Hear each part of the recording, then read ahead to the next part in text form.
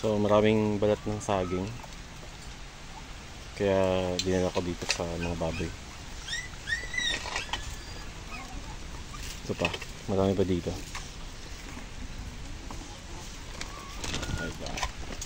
Ay dik-dik, natin ang dagdagan natin ang pagkain. Yan.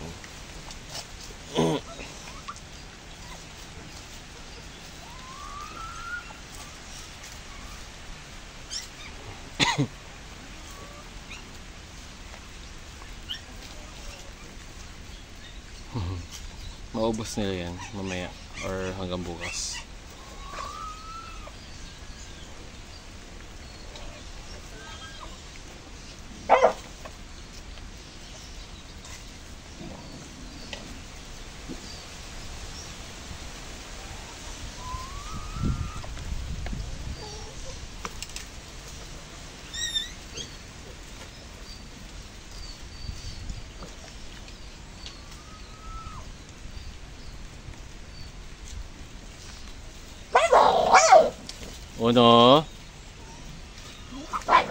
Uno.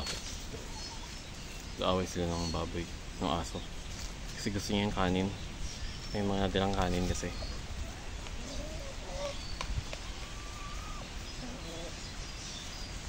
Naagaw niya sa aso yung mga natirang kanin. Dik-dik. Ito na yung pagkain, oh.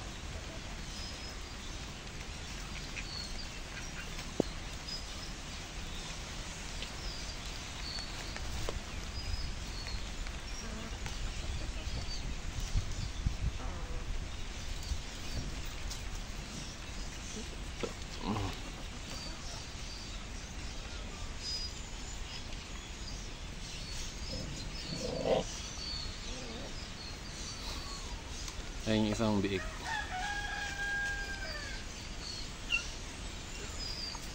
May nawawala pala akong partner itong hen na to. Yan. Ganyang kulay din. Tapos may balahibo sa paa. Kasi half Brahma yun siya.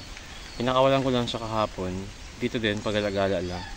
Kasi may mga tao dito po dumadaan tsaka nagpa-park ng mga motor nila. Nawala na.